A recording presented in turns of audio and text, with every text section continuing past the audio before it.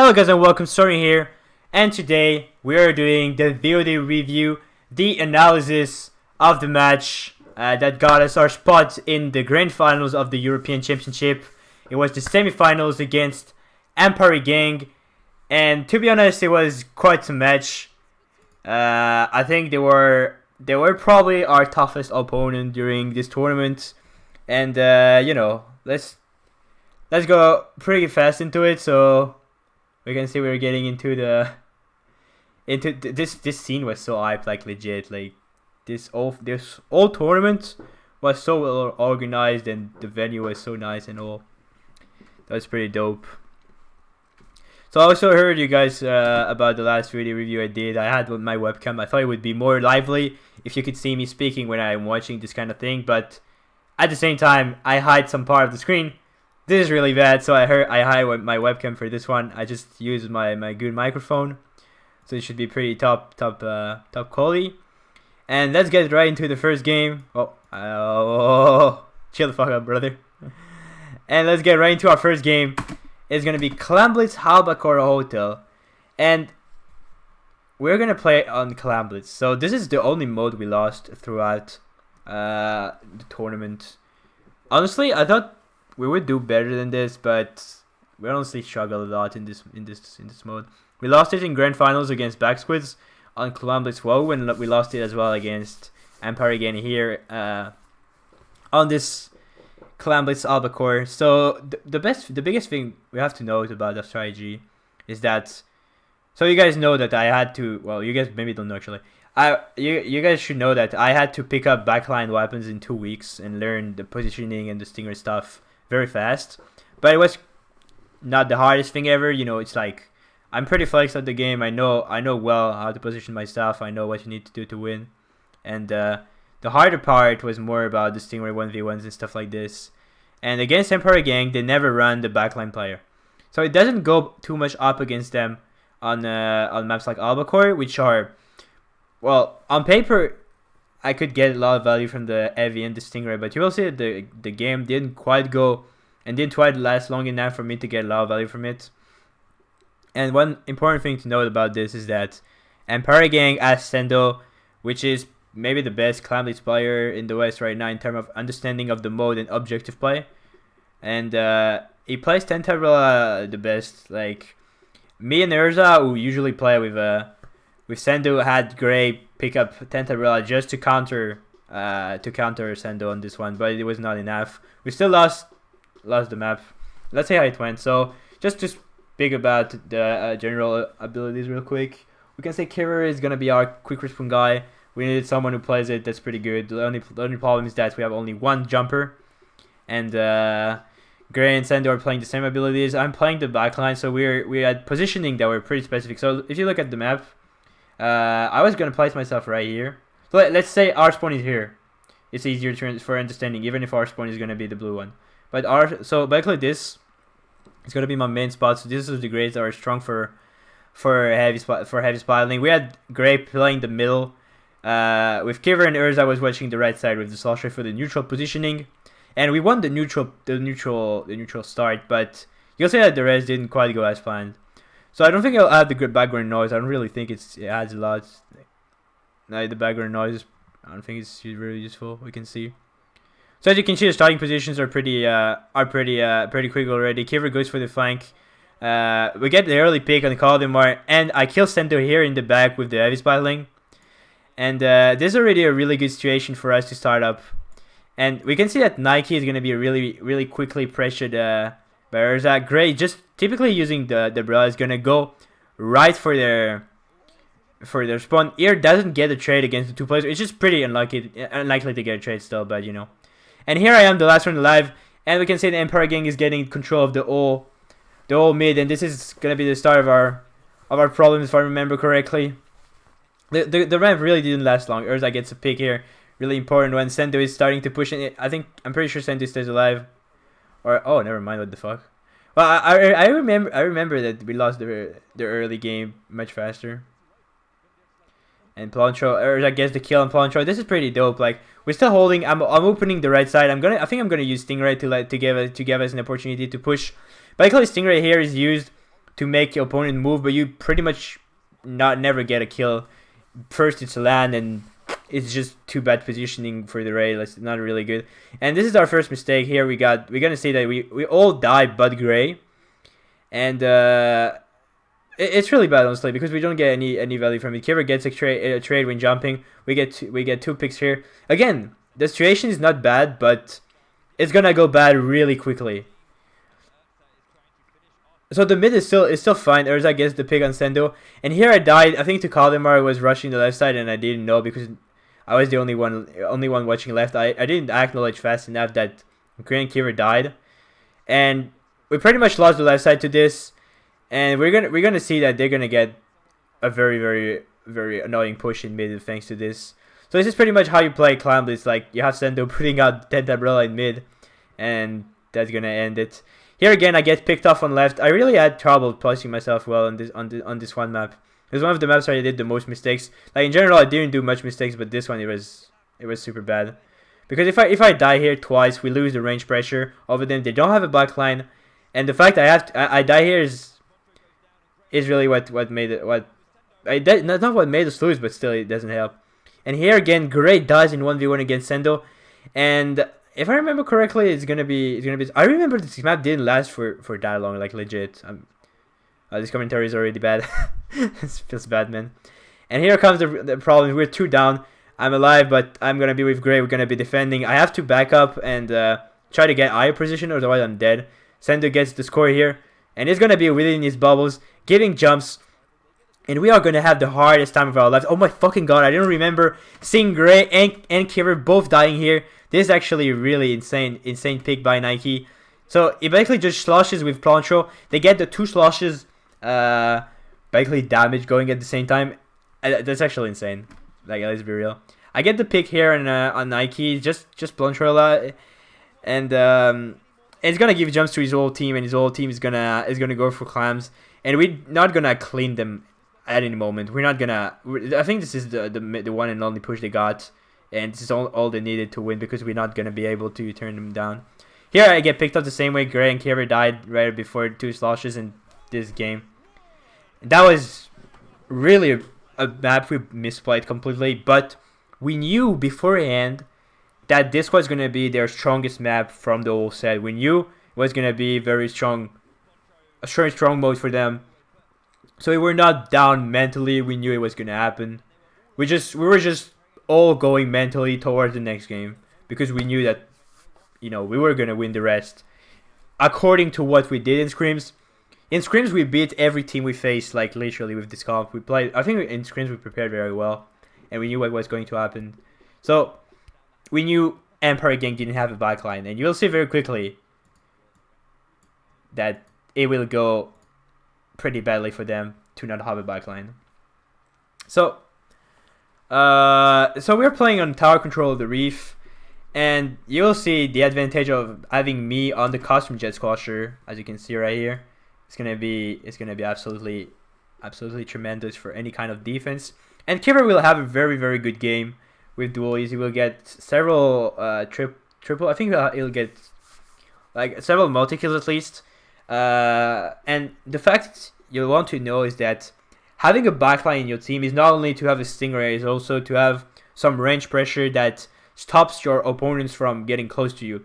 And I think we don't see the KDs on this game, but I think Kiver's went for something like 15 kills, and I went 14 kills.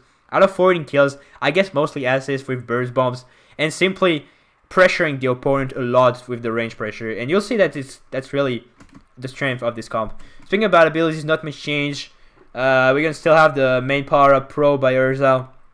Deals insane damage. Works well with the Kensa duels in this mode. And at this moment, I think for European Championship, people didn't understand how strong the Kensa Pro was. Currently, it's really the best weapon in the game by far. It's completely broken. I hope it gets nerfed. But anyway, I think we really were ahead because I don't know. I really like watching Japanese players on Open Rank, and I could see that Pro was very strong. And I told my teammates, like, guys, we need to play Pro. And I'm pretty happy I got this call out there about this comp stuff. So here we have Sendo putting down pressure on Urza. Gets taken down by the fall off. I think Kira will get the kill on Plancho here. Oh, you finish him off somehow. This is really impressive that Plancho didn't get the kill here, actually. So we can see that we have the early push. I'm down because I traded with Nike on the bridge. And we are already going for... We had perfect strategy here for the start. Well, if Plancho doesn't flank... If Calimari doesn't flank. But basically you can see here on the bridge. So we had... Erza watching the bridge during the push. So the first 2 checkpoints. We had Kiver pushing the far left right here. To basically hold the car and pressure it with the Booyah Bomb. Gray was playing on tower, and I was going to use Stingray either to kill the enemy Stingray, if we were to play it against an actual Stingray player, depending if Nike went machine or not, and otherwise use it to simply pressure my opponents. And it was actually really impressive pressure. So here Kiver gets a double one with the bomb. Oh, he gets a triple. That was actually really big. I think it goes down to the dualies, or it doesn't chase, and we don't get better from this, but... That was actually really important, and the fact they don't have a backline really made it quite impossible for them to actually get any close to a decent push on this map. Especially assuming that Kiver and Urza were getting constantly really important kills. So I keep running the tower here. I try to push it a bit harder. I think I will jump off very quickly because I see I'm pressured by Plancho with the bowler. I just want to stay alive and keep my Stingray ready for the defense. So we can see they have to take the tower all the way back to the middle. I think there will be Gray a bit out of position here. That's going to die to them. Gray in the middle here.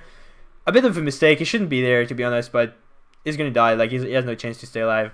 He should have probably jumped off and tried to build armor. But you can see up on top of the screen, I have Stingray ready. We have the Booyah Ball. We have the bowler. So this defense is probably going to go our way as long as we play it coordinated. And we can see Urza is probably going to use the Booyah Bomb pretty soon, as long as he can pop this kill. Here comes the Booyah Bomb with, at this moment, was really strong. Urza gets the kill on Kaldemar here on the close. Kiver gets the kill on Nike next to the. I think I got the kill actually with the Stingray, but whatever. And we get another kill with Plancho thanks to the Stingray. So you can see the defense went down very quickly. We had pretty perfect strategy for the defense here to simply block the entire first checkpoint, or like at least block the teams. Kiver goes down here, but we already got the first two checkpoints. It's only 1 checkpoint remaining, so the tower goes very quickly towards its end goal.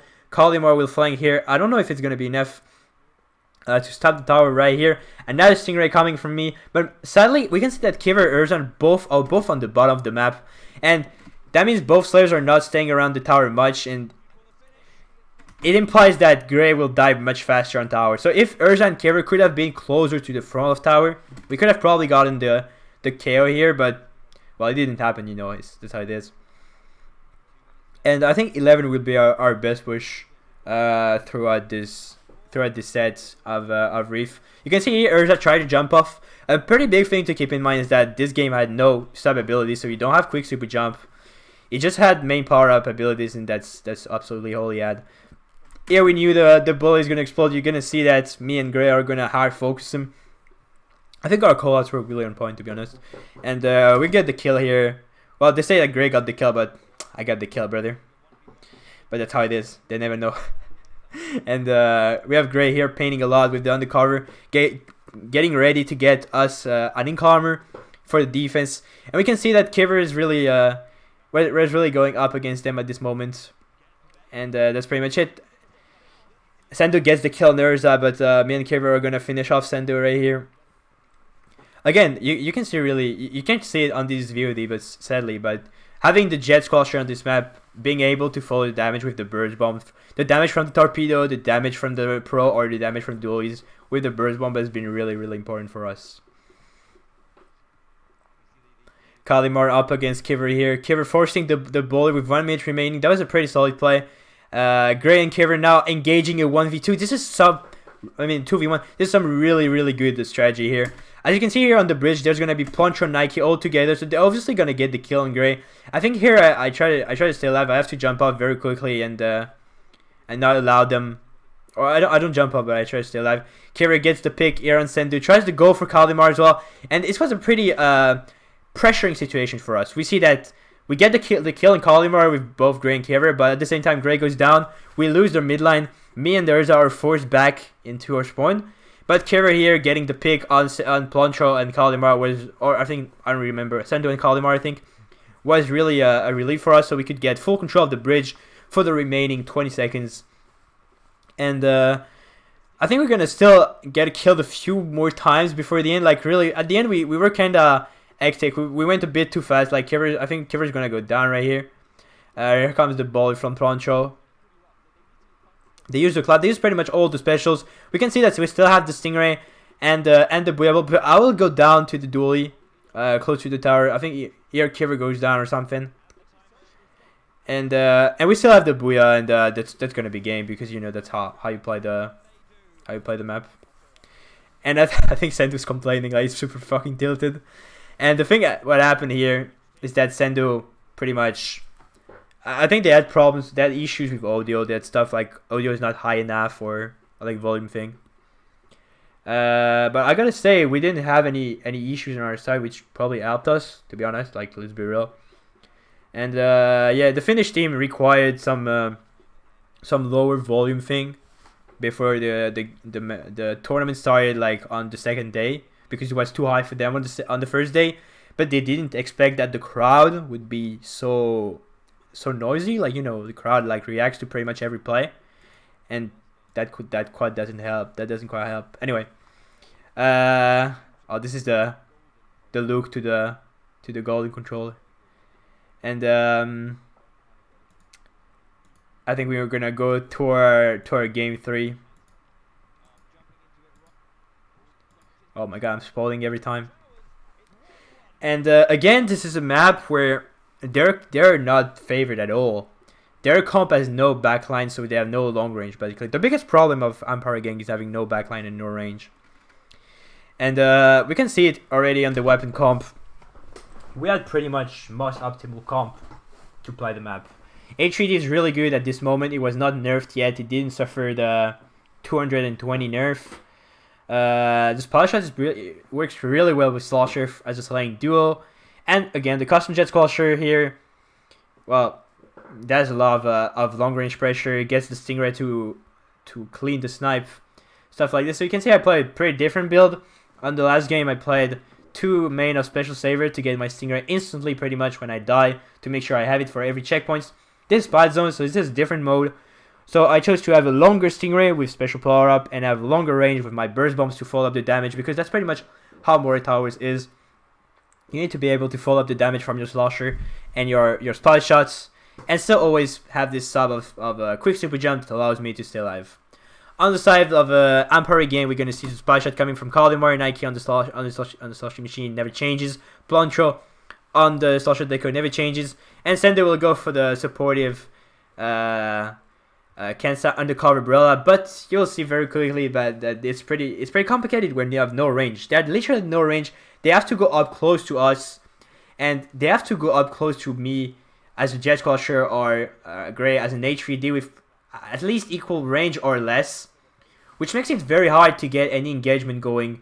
They were pressured very quickly because me standing on the snipe means they absolutely cannot move close to my teammates, because they're gonna die if they do it. Urza here gets a very important kill on Nike. Very smart play with the bullet to get the kill on the splashdown. I feel it was not the most obvious play.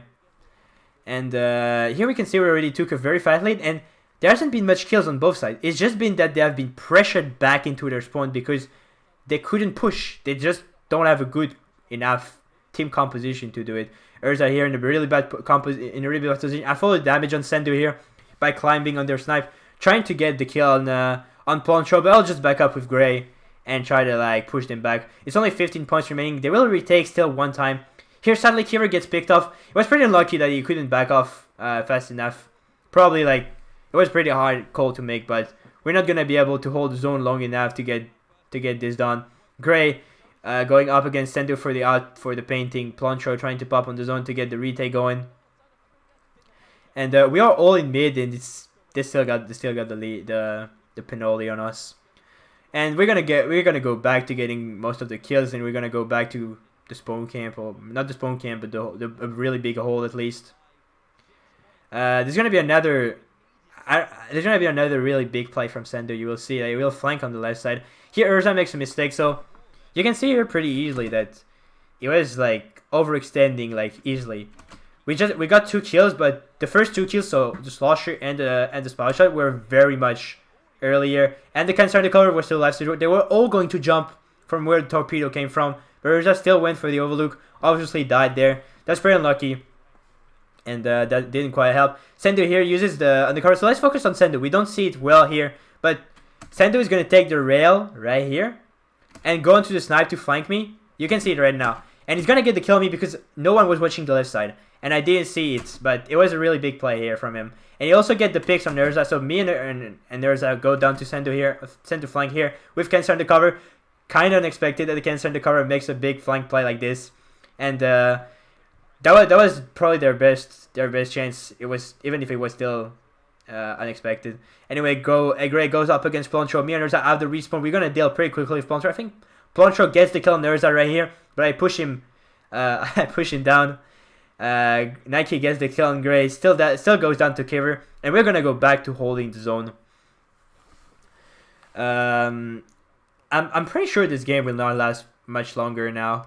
At this point, Kalimar up against Kiver gets the pick here. Pretty solid pick for them. And here comes the Stingray to really delay them a lot. I forced the Ink Armor early from Sendo, forcing them to engage in a team fight they don't want to engage. Thanks to the Stingray, Kalimar, Ploncho all pushing to the right side. I will be the only one to watch the left side to completely block Nike from taking our zone. And Grey, Urza, and Kiver will all focus on the right side to get all the kills remaining together. That was really good team synergy there. So Nike's only player alive I was blocking. They're all going to jump to Nike because they really don't have a actually they don't jump, but still they don't have much more time. Urza staying alive, last player alive. Kalimar rushing down with Sendo, but they had no chance to come back from this. And it was already a 2-1 lead. That was pretty hard mentally for them, I felt, especially since they were having the audio issues. I guess they don't really enjoy it, to be honest. But still, I don't think even without the audio issues we would have lost. Their comp was just too bad. You know, last year we lost to Backsquids 2-1, and the main reason we lost is because we didn't have a backline. In this game, the team comp you run is way too important to overlook, and I just want to highlight this a lot during this analysis. I'm well known for giving a lot of importance to team comp, but to be honest, I'm always very annoying to my teammates at Ghost Gaming to have them play the best team composition, and that's probably a big reason why we win. Anyway, getting back into this, so we're gonna go to our very last game of today, and I think this game was super hype actually because it was really close, really intense. For us, it was really something to play it. Grey got some insane moment here. So let's see how the team comes. So once again, Ämpari Gang minus backline, but GG's. They basically get no pressure from any ranged weapon in the middle, and you will see that I don't think the Stingray was really important for me. Just the range and the burst bomb support was really important. I think it's one of the better maps for Kensa Pro as well because you have a lot of angles to take aim at your opponents with the range you're allowed to have. And as well, very good map for Kensa Undercover, very good map for Kensa Duel. It's generally a really good map for us.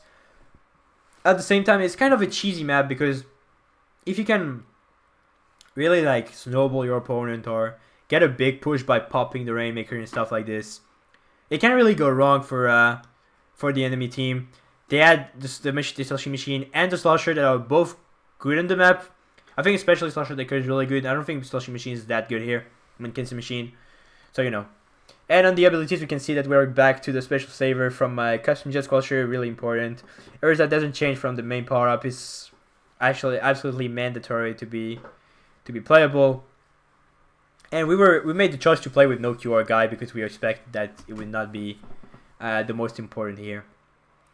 So we are gonna go for the pop at the start. We want to pop the Rainmaker to get the map control image. As you can see here, there's a lot of map control coming from it.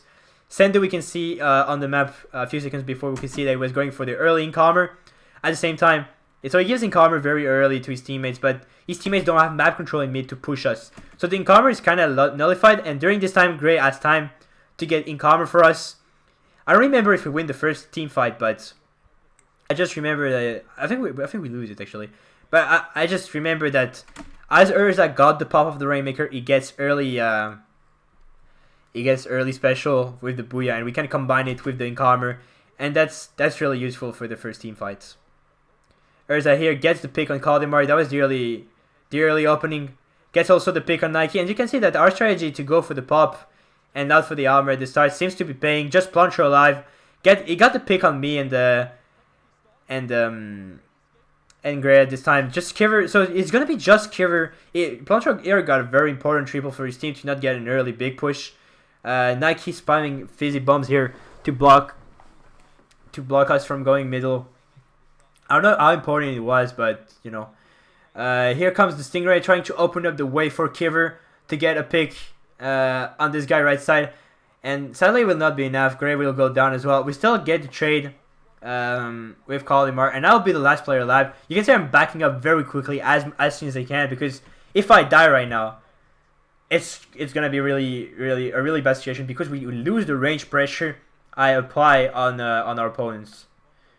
That said, they are gonna try to make a push on the right side, on the left side of the map, so our right side. And if you want to know, Rainmaker Skate Park is pushed on this side is really bad. You get points super slowly. There's barely any difference between here and here. So what you want to do is always push from this side to get the biggest lead. So you will see later that it will show up. So here we can see that they get the push on right to 62, and this is gonna be their last push. It's very surprising that Rainmaker Skate Park gets such a small, such a weak push, to be honest. And here comes another Stingray trying to get Kaldemar here between me and Kiver. The Booyah Bomb should be enough to give us the lead, and we're gonna get a push at 59, and 59 is gonna be the final push for us as well. And the rest of the remaining 3 minutes are going to be full neutral play. No team is going to be really able to play the Rainmaker, get a push, get a bunch of multi-kills. Here, Plancho gets a kill on Kiver, really important one. At the same time, Gray also blocking the push on left side, getting the pick here on Nike once again. Very good stuff from Gray. Still dies from the Rainmaker. And it's going to be an entire 3 minutes of neutral. You can see Sendu is in mid, trying to wait for his teammates to get a multi-kill opportunity on us. And there's like just gonna use Booyah Bomb. I'm just gonna use Stingray every time they're gonna try to get any close. We didn't have in mind that 51 could be the final push we get on this map. We didn't have it. So if they were to get a push that was gonna take the lead, we would not have minded too much. I think we didn't really notice like how it could be the best push. Usually on this map, it's never the best push. You most of the time get something closer to 20. That said, we still went up like to 59, and we still held up to this lead because we really didn't want to take any risk, but we really didn't expect that if we lose it, it was going to be game over anyway. So once again, we lose the mid, and it's in another neutral because the Rainmaker doesn't go past mid like any time.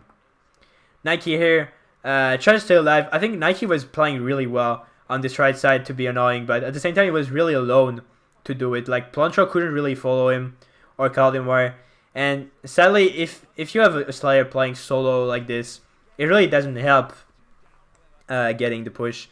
Here comes the Stingray trying to delay them. Once again, Plancho will try to go up. Plancho is going one by one. You know, Nike just died earlier. Now it's time for Plancho to go by himself. Here comes a potentially pretty big mistake. Plancho had ball already. He is a Slayer. He picks up the Rainmaker when Sendu told him to probably pick it up because, you know, Sendu's right next to the Rainmaker. They don't want to delay the reset. Sendu probably wants to pick up the Rainmaker here, but it's actually Plancho who ends up picking it up. And they lose a lot of killing power. They lose the bowler that could have been a game-winning asset for them. And we get the kill on Kaldemar and Sendu that were pushing forward. We use the Booyah Bow. And this is going to be the end of their push. We just need to kill Nike now, and that's going to be it.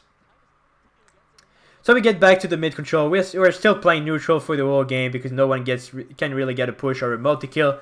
And this is the remaining 40 seconds, and I call out to Gray to go block the Rainmaker on the top left, so right here of the map. And what's going to happen next is pretty insane, to be honest. Gray is going to stay alive for the whole 30 seconds here. We can see that Sendu is going to rush him down. It's going to get pressured a lot because they don't have any range. They don't have range. They don't have Stingray. They have no way to take Gray away. And as you can see, I have Stingray already. So if Ämpari Gang ends up killing Gray here in the remaining 20 seconds, I can still use my Stingray to kill the Rainmaker pretty easily without committing too much. And as you can see here, Gray doesn't get the kill here on Pluncho, but Kiver, I don't know if we can see it, but let me check. Kiver is gonna throw a suction bomb on the Grace.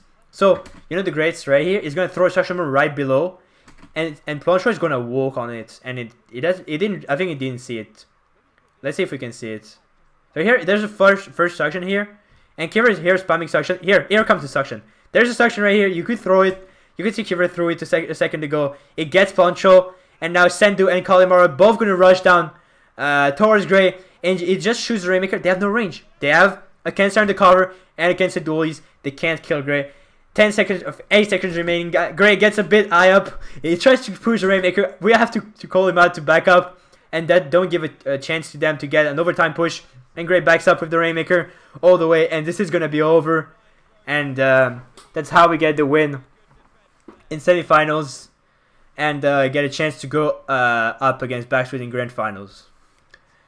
And that's gonna be pretty much it for what I had to say about this analysis. I was really happy about what happened during this match. Outside of the Clown Blitz game, we were honestly really bad on this one.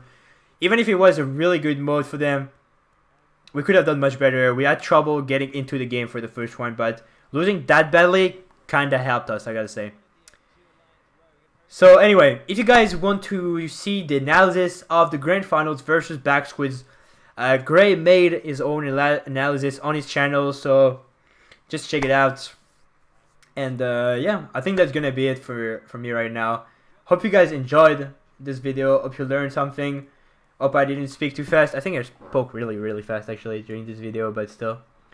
Hope you guys learned something. Hope you guys enjoyed this video. I know it's quite late to upload it compared to the date of the European Championship, but I was actually crazy busy before and didn't really have time between work, my different studies, all the scrims I had to prepare for after coming back from the European Championship to get back with Ghost Gaming. So you know, that's pretty much it.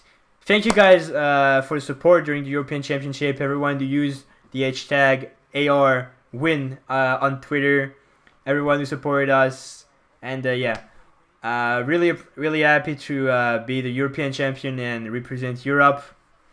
And I hope we're gonna have a chance to play as Europe during the World Championship that maybe will happen during E3.